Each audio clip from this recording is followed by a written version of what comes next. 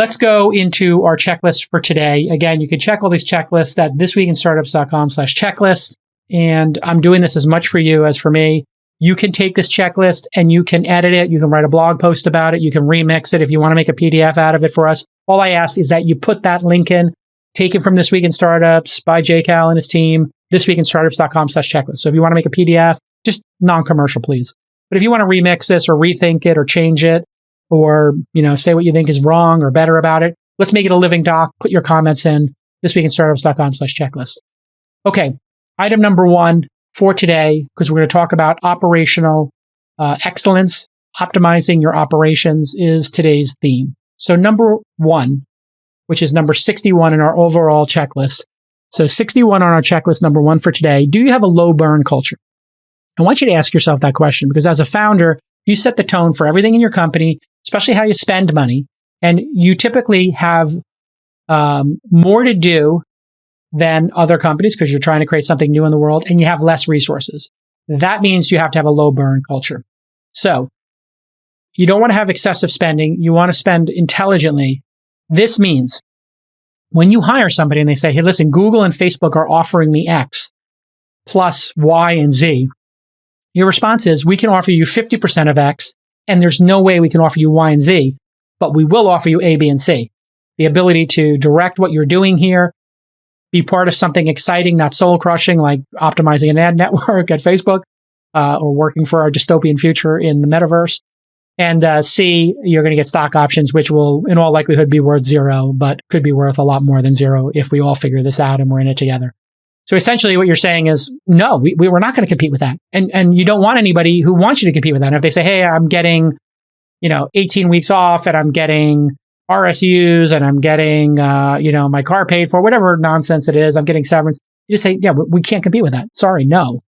And then once you've set that expectation, then you're going to want to really negotiate things hard. So every time you have a vendor, you want to negotiate. If you got a lawyer, you can say, hey, can you do our legal work at this flat rate? Can you do our fundraising at a max of $20,000? You'd be surprised how many lawyers will actually agree to cap their fees or will negotiate their fees, or accountants to keep you in business and support you in the early days. So don't be afraid to ask for a discount or to ask for a cap on services.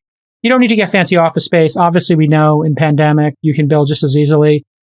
We would do our meetings at, a burger joint, or we would, Brian Alvey and I and Peter Rojas and Ryan Block and Sean Gold, when we got together to do Weblogs Inc., we were in cafes, doing stuff for free. You don't need to waste your money on swag or things that you see big companies doing. Everything goes into the product. Everything goes into sales and growth.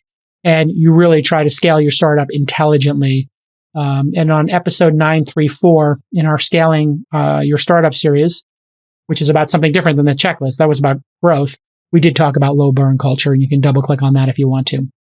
Now, related to this, item 62 on our checklist of 100 items, can you calculate your burn rate and runway? So first, you need to know your revenue. In some cases, it's going to be 0. So let's say in year 1, you're going to have no revenue. You're just going to be building product, building team, and getting some beta customers and unpaid trials, which I never really think you should do. I think you should always do paid trials. But let's just say it's an ad-based business and you decided for year 1, you'll spend 6 months building it, 6 months having free users, and in year 2, you'll address paid. Well, if you spend $100,000 a month, your burn is $100,000. Now, if you were to, in month 13, have $10,000 in advertising revenue and it grew 50% a month and you got to $15K and then you got to $22,500, et cetera, and your spend stayed the same, you're going to have 100 minus 10K, $90K burn. The next month, let's say you bring in $15K in revenue, $100K steady state burn. That's all your salaries, legal expenses, et cetera, minus the $15K, $85 in burn. Okay, next month you did, let's say 25. Now you're at $75K in burn. Whatever you spent minus what you made, there's whatever that net is, that is your burn rate. Sometimes I'll have people calculate their burn rate as their entire spend. They just don't understand this calculation. It's what's going out of the business every month. It's basically a way of saying your loss. And burning cash means you're losing money.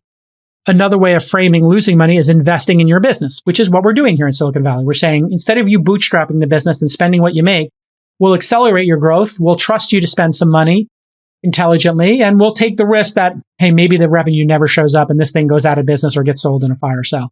But you do need to know how to calculate it. Once you have your burn rate, what you can do is you can look at how much did you lose in the last 3 months, and you could average it. So in the example I gave, for the 13th, 14th, 15th month, in your second year with the advertising, we had 10K in revenue, 15K in revenue, and 25K in revenue. If you add those three numbers together, 25 plus 15 is 40, and then 10 is 50. You got 50K, and you spent 300. So in the first quarter, you spent 300,000, you made 50. That means you burn 250. If you divide 250 by 3, you're basically burning 83,000 a month. So your average burn was 83. If you don't think you're going to grow revenue in the next 9 months, you could say, hey, 83 times 12, and you get an idea of what you're going to spend for the year. In that case, it would be roughly $1 million is what you're going to burn for the year. Why is it important to know this?